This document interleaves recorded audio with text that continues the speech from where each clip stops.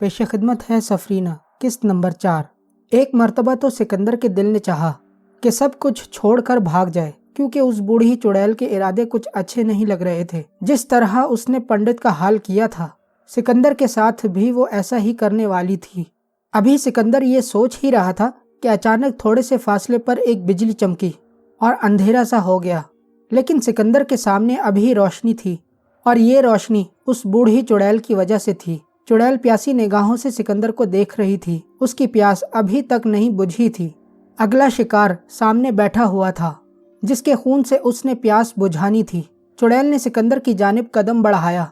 चुड़ैल का उठता कदम सिकंदर ने देख लिया था। इस वक्त सिकंदर के लबों ने पढ़ाई करना शुरू कर दी थी। उसे ये भी पता नहीं था कि वो क्या पढ़ रहा है। वो सोच रहा था तो ये कि चुड़ैल का हाथ उसकी गर्दन तक पहुंचे, इससे पहले ही उसने चिल्ला मुकम्मल करना है। लेकिन जिस तरह से चुड़ैल सिकंदर के नजदीक आ रही थी, इतनी जल्दी चिल्ला खत्म करना नामुमकिन था। चुड़ैल छोटे छोटे कदम उठाती सिकंदर की जानिब बढ़ रही थी, और चंद कदम चलने के बाद चुड़ैल रुक गई। अभी भी उसके लबों से पंडित का खून रिस रहा था। तुम्हारा खून तो बड़ा लजीज होगा, आज सदियों बाद ताज़ा खून पीऊंगी। हा हा हा हा। चुड़ैल ने कराहियत भरे लहजे में कहकहा लगाते हुए कहा। सिकंदर ने एक नज़र पंडित की लाश की जानिब देखा और फिर दूर पड़े बगैर सर वाले धड़ को देखा। उसे क्या देख रहा है, वो तो मर गया है, अब तेरी बारी है। अरे ये तेरे पास बच्चे की लाश पड़ी है क्या? तू भी खून पीता है, लेकिन इतना पुराना खून क्यों पी रहा है? रुक, मैं तुझे पंडित का खून पिलाती हूँ।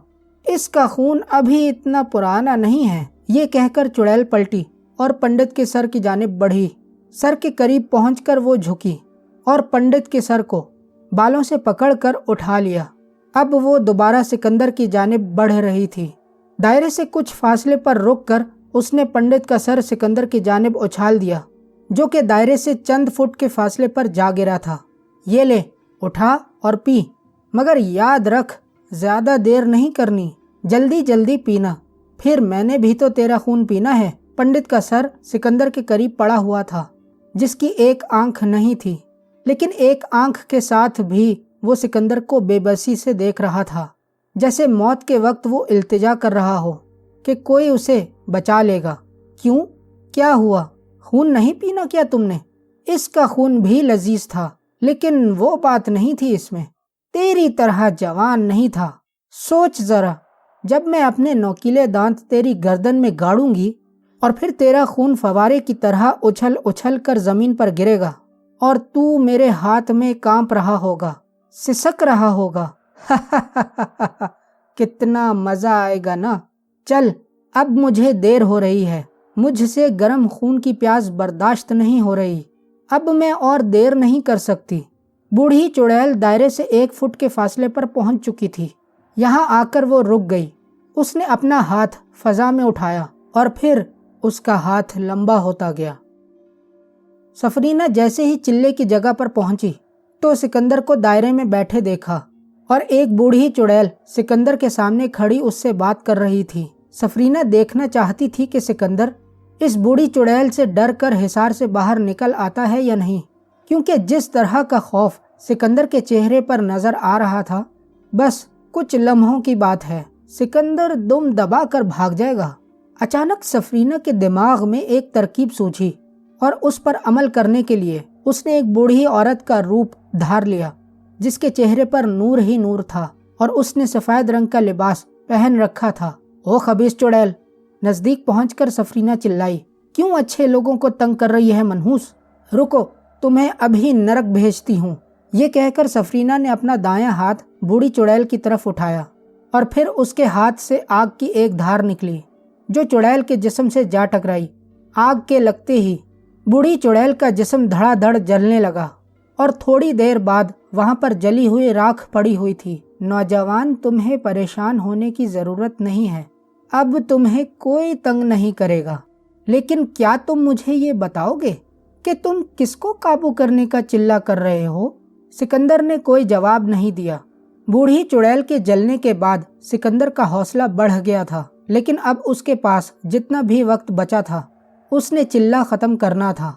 इसलिए सिकंदर ने आंखें बंद कर लीं اس نے یہ بھی نہیں دیکھا کہ بوڑھی چڑیل کے جلنے کے بعد پنڈت کا سر اور دھڑ دونوں غائب ہو چکے تھے۔ شاطر سونے کی تیاری کر رہا تھا۔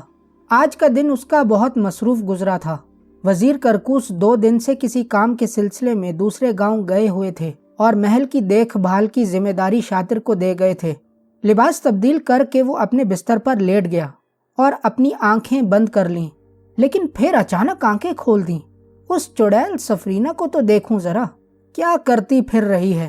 یہ کہہ کر شاطر نے آنکھیں بند کی اور لمبا سانس لے کر سفرینہ کی خوشبو کو اپنے دماغ میں محسوس کیا، اور پھر سفرینہ کا چہرہ شاطر کے سامنے آ گیا تھا۔ شاطر نے ایک خوبصورت سی عورت کو دیکھا جس نے سفید رنگ کے کپڑے پہنے ہوئے تھے، اور وہ ایک نوجوان سے بات کر رہی تھی جو اس وقت حصار میں بیٹھا چلا کر رہا تھا۔ لیکن یہ تو سفرینہ نہیں ہے، یہ نوجوان لڑکا کون ہے اور سفرینہ اس سے کیا کہہ رہی ہے؟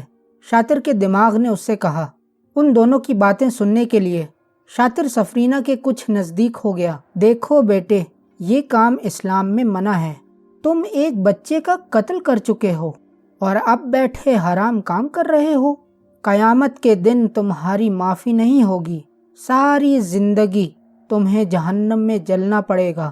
اچانک سفرینہ چپ ہو گئی اور پھر اس نے شاطر کی طرف غضبناک نگاہوں سے دیکھا۔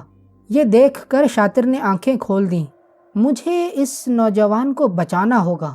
سفرینہ اس نوجوان کی جان لینے کے لیے بہت ہی خطرناک چال چل رہی ہے۔ اس وقت شاطر یہ بات بھول گیا کہ وزیر کرکوس نے اسے سفرینہ سے دور رہنے کا کہا تھا۔ نوجوان، میں تم سے پوچھ رہی ہوں، تم یہاں بیٹھ کر کس کو قابو کر رہے ہو؟ سفرینہ نے دوبارہ سکندر کو مخاطب کیا تھا، لیکن سکندر نے اس بار بھی کوئی جواب نہیں دیا۔ مجھے شکل سے تم مسلمان لگ رہے ہو، اور مسلمان تو ایسا کام نہیں کرتے، تو تم ایسا کیوں کر رہے ہو؟ بتاؤ مجھے۔ سکندر نے اب بھی کوئی جواب نہیں دیا۔ تم بھی وہی کر رہے ہوگے جو دوسرے لوگ کرتے ہیں، کسی جن کو قابو کرو، اس سے مدد لے کر دنیا کا ہر کام کرو، پھر امیر بن جاؤ۔ لیکن کبھی یہ سوچا کہ اس کام کا اختتام کیا ہوتا ہے؟ سکندر نے اب آنکھیں کھول لی تھیں، لیکن چلہ اس نے نہیں روکا تھا۔ میں تمہیں بتاتی ہوں کہ تمہاری زندگی کا اختتام کیا ہوگا۔ تم طاقت حاصل کرو گے، دولت حاصل کرو گے، پھر تمہارا شمار بھی طاقتور اور امیر لوگوں میں ہوگا۔ لوگ تمہارے آگے پیچھے گھومیں گے اور تمہارا سر فخر سے بلند ہو جائے گا، لیکن یہ تمہاری زندگی نہیں ہوگی۔ تم چاہے سب کچھ حاصل کر لو، لیکن تمہارا دل سکون میں نہیں ہوگا، کیونکہ تم مسلمان جو نہیں رہو گے۔ بے شک تم مسلمان والے نام سے بلائے جاؤ گے، لیکن تم ایک کافر بن جاؤ گے جس نے صرف دنیا حاصل کرنے کے لیے ایک معصوم جان کو قتل کیا تھا، جس نے شیطان کو آقا مان کر اس کی عبادت کی تھی، اس کے نام کا چلہ کیا تھا۔ ان سب چیزوں کا پتہ تمہیں اس وقت چلے گا جب تم اس دنیا سے چلے جاؤ گے، اور پھر جب تم خدا کے سامنے حاضر ہوگے تو تمہاری دولت، طاقت اور دکھاوے کی مسلمانی تمہارے منہ پر مار دی جائے گی۔ جیسے جیسے سکندر یہ باتیں سن رہا تھا، سکندر کے دماغ میں آندھیاں چلنے لگی تھیں، کیونکہ وہ عورت سچ بول رہی تھی۔ سکندر نے تو یہ سوچا ہی نہیں تھا، ایک پنڈت کے کہنے پر اس نے سب کچھ کھو دیا تھا، اور اب وہ نام کا مسلمان اور پکا کافر بن چکا تھا۔ دیکھو بیٹے، یہ کام اسلام میں منع ہے۔ تم ایک بچے کا قتل کر چکے ہو اور اب بیٹھے حرام کام کر رہے ہو۔ قیامت کے دن تمہاری معافی نہیں ہوگی، ساری زندگی تمہیں جہنم میں جلنا پڑے گا۔ یہ کہہ کر سفرینہ خاموش ہو گئی، اور اچانک اس نے سر جھٹک کر دائیں طرف دیکھا۔ سکندر کی نگاہیں بھی اس طرف ہی اٹھ گئیں، لیکن وہاں تو کچھ بھی نہیں تھا۔ اب بھی تمہارے پاس وقت ہے، یہ سب چھوڑ دو، ختم کر دو یہ چلہ، اور خدا سے توبہ کرو، وہ تمہاری توبہ ضرور قبول کرے گا۔ ایک طوفان تھا جو سکندر کے اندر چل رہا تھا۔ اسے رہ رہ کر اپنے اوپر غصہ آ رہا تھا کہ اس نے بے وقوفوں والی حرکت کیسے کر لی۔ کیا ہو جاتا اگر وہ ایسا ہی رہتا ساری زندگی؟ یہی نا کہ آخر مر جاتا تو ٹھیک تھا نا، لیکن اپنے اللہ کے سامنے شرمندہ تو نہ ہوتا۔ یہ عورت ٹھیک کہہ رہی ہے، میرے پاس ابھی بھی وقت ہے، اللہ غفور الرحیم ہے، اگر میں گڑ گڑا کر معافی مانگوں تو وہ مجھے معاف کر دے گا۔ سکندر نے دل میں سوچا اور پھر اس نے فیصلہ کر لیا، اور یہ ایسا فیصلہ تھا جس میں سکندر ذرا سی بھی دیر نہیں کرنا چاہتا تھا۔ وہ اپنی جگہ سے اٹھ کھڑا ہوا تھا۔ سکندر کو کھڑا ہوتا دیکھ کر سفرینہ کے معصوم چہرے پر شیطانی مسکراہٹ آ گئی، اور اب وہ اس انتظار میں تھی کہ سکندر اپنا پیر دائرے سے باہر نکالے اور وہ اسے موت سے ہمکنار کر دے۔ سکندر سفرینہ کی چال میں آ گیا تھا۔ اسے پنڈت کی کہی ہر بات بھول چکی تھی۔ اسے بس یہی سمجھ آ رہا تھا کہ اب اس نے چلہ نہیں کرنا ہے، اور پھر سکندر نے پہلے ہی قدم اٹھایا۔ وہ چلہ ختم کرنے جا رہا تھا۔ لڑکے، ایسی غلطی مت کرنا۔ یہ آواز سکندر کے پیچھے سے آئی تھی۔ سکندر نے پیچھے مڑ کر دیکھا تو ایک نوجوان بھاگتا ہوا اس کی جانب آ رہا تھا۔ یہ الفاظ اس کے منہ سے نکلے تھے، جس کو سن کر سکندر کے قدم رک گئے۔ سفرینہ بھی یہ آواز سن کر چونک گئی، اور جب اس نے آواز کی سمت دیکھا تو ایک مانوس سی شکل دیکھ کر وہ چونک گئی۔ یہ تو وہی جن ہے جو میرا پیچھا کر رہا تھا اور جسے میں نے زخمی کر کے پیچھا کرنے سے خبردار کیا تھا۔ سفرینہ کو اپنا منصوبہ ناکام ہوتا دکھائی دیا۔ میں تمہارا دوست ہوں، میرا یقین کرو۔ یہ وہی چڑیل ہے جسے قابو کرنے کے لیے تم یہاں بیٹھے ہوئے ہو۔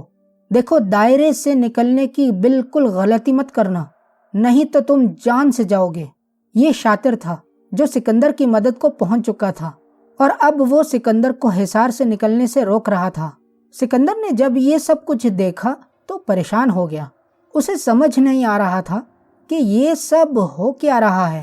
وہ عورت اسے صحیح ہی تو کہہ رہی ہے، تو یہ کون ہے جو اسے چلہ ختم کرنے سے روک رہا ہے؟ سفرینہ کے تو تن بدن میں آگ لگ گئی جب اس نے دیکھا کہ سکندر اس جن کی باتیں سن رہا ہے۔ اس نے جب دیکھا کہ اس کا منصوبہ ناکام ہو رہا ہے تو اس نے اپنا ہاتھ شاطر کے جانب کر کے اپنے ہاتھوں کو جھٹکا دیا، لیکن شاطر ایک بار پہلے بھی اس حملے سے چوٹ کھا چکا تھا، اس لیے اب وہ ہوشیار ہو گیا تھا۔ جیسے ہی اس نے سفرینہ کے ہاتھ کو اپنی جانب اٹھتے دیکھا تو اس نے جلدی جلدی سے کچھ پڑھ کر اپنے اوپر دم کر لیا اور وہ غائب ہو گیا۔ جیسے ہی سفرینہ کے ہاتھ سے بجلی نکلی، شاطر نے اپنی جگہ چھوڑ دی۔ اب وہ سفرینہ کی نظروں سے اوجھل تھا۔ یہ خبیث چڑیل چال چل رہی ہے، تم نے جیسے ہی حصار سے قدم باہر نکالا یہ تمہیں ختم کر دے گی، اس لیے ایسی کوئی غلطی مت کرنا۔ شاطر نے یہ بات غیبی حالت میں کہی تھی۔ سکندر کو سمجھ نہیں آ رہی تھی کہ یہ دونوں کون ہیں، اور ان میں سے کون سکندر کا دوست ہے اور کون جان کا دشمن۔ لیکن شاطر کی بات سن کر سکندر کا ماتھا ٹھنکا۔ یہ بات تو اس نے سوچی ہی نہیں کہ حصار سے باہر نکلنے کا مطلب موت ہے۔ اگر اس نے قدم باہر نکالا تو مر جائے گا۔ توبہ تو وہ تب کرے گا نا جب وہ زندہ رہے گا۔ اگر اس نوجوان نے اسے نہیں روکا ہوتا تو اس وقت وہ مر گیا ہوتا۔ یہ سب سوچ کر سکندر اپنی جگہ پر رک گیا۔ اسے شاطر کی بات سمجھ آ گئی، اور اب وہ دل ہی دل میں اللہ کا شکر ادا کر رہا تھا۔ اپنی چال ناکام ہوتے دیکھ کر سفرینہ غضبناک ہو گئی، اور اب وہ جن بھی اس کی نظروں سے غائب ہو گیا تھا۔ یہ دیکھ رہے سفرینہ نے غصے سے آنکھیں بند کر لیں اور لمبا سانس لے کر شاطر کی موجودگی کو دیکھا۔ شاطر اب بھی وہیں موجود تھا، بس اس نے خود کو چھپا رکھا تھا۔ اب دیکھو میں تمہارے ساتھ کیا کرتی ہوں۔ سفرینہ نے آنکھیں کھولی اور پھر دونوں ہاتھ فضا میں بلند کر لیے۔ وہ کچھ پڑھ رہی تھی اور اس نے اپنی آگ برساتی آنکھیں کھولیں۔ ایک دفعہ سکندر کی جانب دیکھا اور پھر دونوں ہاتھ نیچے گرا دیے۔ سفرینہ کے ہاتھ نیچے آنے کی دیر تھی کہ ہر طرف آگ برس پڑی۔ اس سلگتی ہوئی آگ میں کسی کی چیخنے کی آواز گونجی۔ وزیر کرکوس اس وقت دوڑتا ہوا شاہ جنات کے کمرے کی جانب بڑھ رہا تھا۔ اس کے چہرے پر پریشانی عیاں تھی۔ ایسا لگ رہا تھا کہ اگر اس نے دیر کر دی تو قیامت آ جائے گی۔ شاہ جنات کے مہمان خانے کے دروازے پر پہنچ کر وزیر کرکوس نے دروازہ کھٹکھٹانے کی بھی زحمت نہیں کی اور اندر داخل ہو گیا۔ اندر شاہ جنات تو نہیں تھے، لیکن شہزادہ ترتوش اپنے چند دوستوں کے ساتھ دوپہر کا کھانا تناول فرما رہے تھے۔ شہزادہ ترتوش، وہ شاطر! وزیر کرکوس کی سانس اکھڑی ہوئی تھی، اور اسے ایسی حالت میں دیکھ کر شہزادہ ترتوش بھی اپنی جگہ سے اٹھ کھڑا ہوا۔ کیا ہوا شاتو کو؟ شاطر کی زندگی خطرے میں ہے شہزادے۔ شاہ جنات کہاں ہیں؟ مجھے ان سے جلدی ملنا ہے۔ ایسا نہ ہو کہ دیر ہو جائے۔ وزیر کرکوس نے جلدی جلدی کہا، وہ تو یہاں نہیں ہے، لیکن تم مجھے بتاؤ کہ شاطر کو کیا ہوا ہے؟ شہزادے نے پوچھا۔ شہزادے، شاطر اس وقت انسانی دنیا میں گیا ہے اور کسی طاقتور چڑیل کے نرغے میں پھنس گیا ہے۔ اوہ، یہ تو بہت برا ہوا، میں دیکھتا ہوں شاطر کو، شہزادہ بولا۔ شہزادے، اتنا وقت نہیں ہے، خدا کے لیے کچھ کریں، نہیں تو ہم شاطر کو کھو دیں گے۔ میں کچھ کرتا ہوں۔ شہزادے نے جلدی سے آنکھیں بند کی اور شاطر کا چہرہ اپنے دماغ میں تصور کیا، لیکن وہاں تو آگ ہی آگ تھی اور چیخنے کی آوازیں آ رہی تھیں۔ شاطر کو بچانا ہے کرکوس، یہ بات شہزادے نے بند آنکھوں سے کہی تھی اور پھر اپنی جگہ سے غائب ہو گیا۔